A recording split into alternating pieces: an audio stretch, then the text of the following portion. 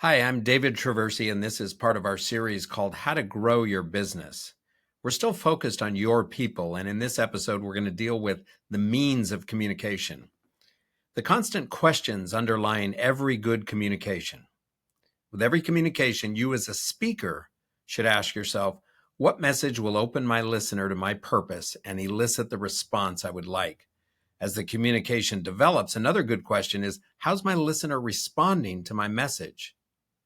As a listener, you should try to ask yourself in every communication, what is the speaker's purpose and message? As the communication unfolds, you might ask, what response do I want to convey to the speaker?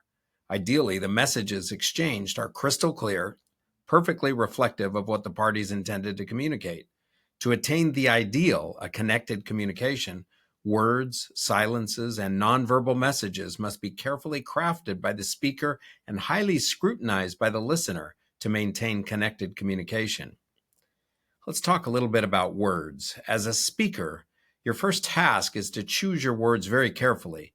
Use the words, the phrasing, and the intonation that will work for your communication purpose, not for your comfort, convenience, or ego. As a listener, careful attention must be paid to the words used by the speaker. If the speaker is inarticulate, however, you'll have to work through their words to perceive the message being communicated. A former investment banking client of mine, for example, could never say anything clearly. When he gave me the assignment to sell his company, he grumbled something over the phone like, well, I'm not really liking this situation. It's my partner that's pushing for this. We'll just stay in close contact and see what happens. I had no idea I had the assignment until I talked to his chief financial officer immediately after. The reference to staying in close contact was tantamount to what most people would express as, you're hired and let's get to work. Over the course of my relationship with him, I learned to look for the message beneath or behind his words, and I got quite competent at it. Let's talk about silences. Your second task is to choose your silences carefully. As many have said, the silences in music are as important as the sounds. The same is true in connected communication. If you're trying to persuade or inform the listener of something, slow your pitch down to a comfortable cadence so that your listener doesn't feel like they're being pressured, has no opportunity to object, or has no voice. If your purpose is to learn, then you won't learn much if you aren't being silent and listening.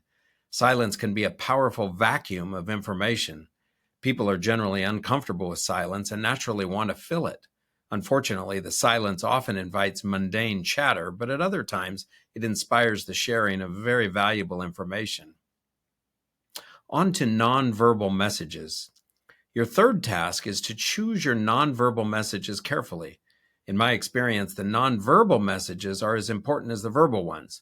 Unfortunately, many of them are either unintended or undermine the verbal message.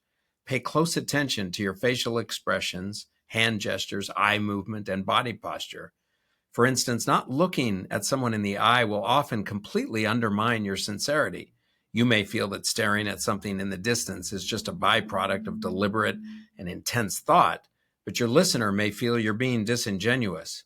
Conversely, staring straight into their eyes as you deliver a promise is usually interpreted almost like a contractual seal. Finally, rehearse. Interestingly, at least with the verbal voice, listening to ourselves is one of the most neglected practices in communication.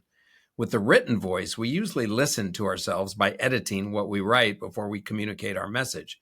With our verbal voice, few of us rehearse, and once it's been expressed, we usually don't pay close attention to exactly how it sounded. I have found it highly beneficial to record myself in practice communications. If I have an important telephone call to make, or a meeting to attend, or a speech to deliver, I'll do more than just an outline of what I'd like to convey. I'll record my comments ahead of time and then listen carefully for ways that I can improve. Alternatively, I'll rehearse what I want to say in front of someone whom I can trust for candid, constructive criticism. Thank you, and look for future episodes of How to Grow Your Business.